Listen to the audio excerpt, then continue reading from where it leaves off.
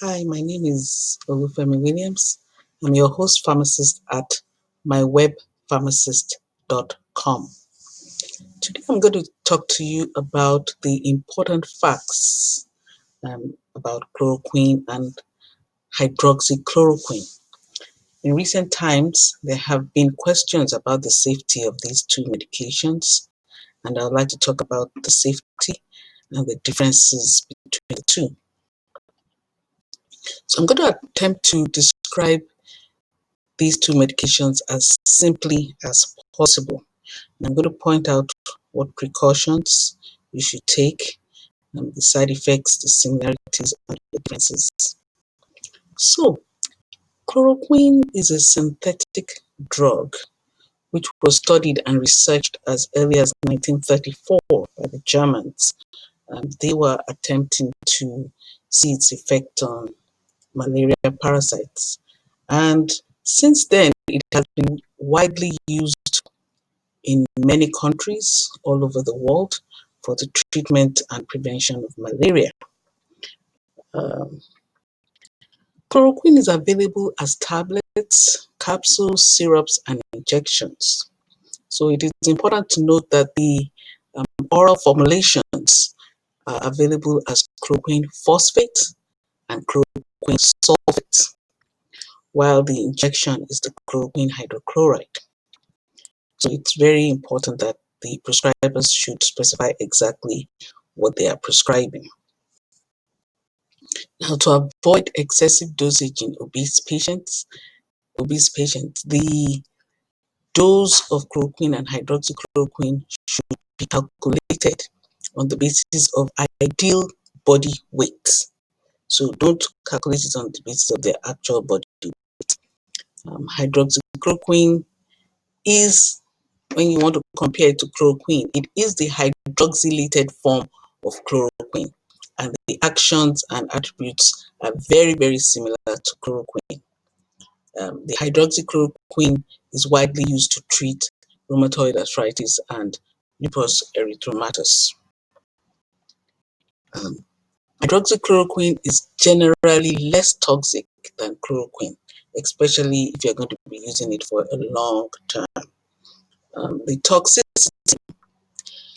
toxicity is the same. The toxicity, the precautions, and side effects, the same thing applies to all of them. But it is important to note that for hydroxychloroquine, on all occasions, it's less toxic than chloroquine if used at the right dose. So that is important to note. Hydroxychloroquine is less toxic than chloroquine. Chloroquine is, when taken in the proper dose, it's very safe. A lot of us have taken, even as children, we took it for the treatment of malaria. But when it's taken in a very high dose, it is fatal. It could be fatal. A single dose of 30 milligram per kilogram can be fatal. So precautions. Use with caution in patients with psoriasis, history of epilepsy, myasthenia gravis, and severe gastrointestinal disorders. Avoid using with other hepatotoxic medications, usually in a long time. And patients with G6PD deficiency should use chloroquine or hydroxychloroquine with care. The other precautions include patients with liver or kidney impairment. For pregnant and breastfeeding patients, the prescriber should weigh the benefits versus the risk. And again, I want to point out that for obese patients, do not calculate a dose based on their weight, but calculate it based on the ideal body weight. Now, side effects. Side effects include gastrointestinal disturbances, headache, hypotension, visual disturbances, depigmentation or loss of hair, rashes, and pruritus, to mention a few. Now, pruritus is very common with chloroquine. I've not heard that it's common with hydroxychloroquine, but with chloroquine, the pruritus could keep you up all night. So let us not forget that it also causes visual disturbances, which can be significant with chloroquine. You could have some blurry vision, but usually your vision comes back to normal later. But it's good to note these side effects, and I would favor hydroxychloroquine over chloroquine at any time because of the lesser side effects. So in conclusion, my thoughts, as a pharmacist, and from what I've heard about how hydroxychloroquine, even on its own, it stops the replication of a virus, a particular virus that I'm not sure YouTube wants us to mention it, but the virus that causes the current pandemic, hydroxychloroquine inhibits the replication, the reproduction, and also, if taken with zinc, both medications are synergistic. They work together, and they have been found to be very, very effective in combating this new pandemic. I'm not sure why the regulatory bodies are not excited about this.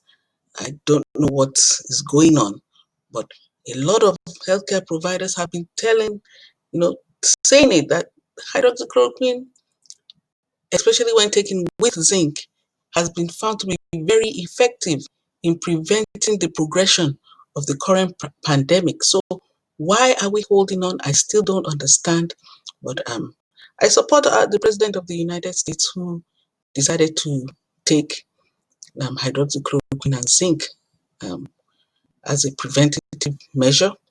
Um, the only thing is, I would rather he took just the hydroxychloroquine probably once a week rather than every day, just to reduce the possibility of side effects, because no medication is without side effects. So maybe he could take it once a week or even once a month, and then continue with his zinc um, daily. And he doesn't even have to take the zinc separately. He can take the zinc in a multivitamin mineral formulation, so that he'll be getting everything that he needs. So that is my contribution. As a pharmacist, I believe that we should speak up. We should not keep quiet about this, so that the public will not blame us in the future for keeping quiet. Thank you very much. You can subscribe to my video channel below. Again, my name is Olufemi Williams. I'm a pharmacist with mywebpharmacist.com. What we do is we teach the safe and responsible use of medications. Thank you.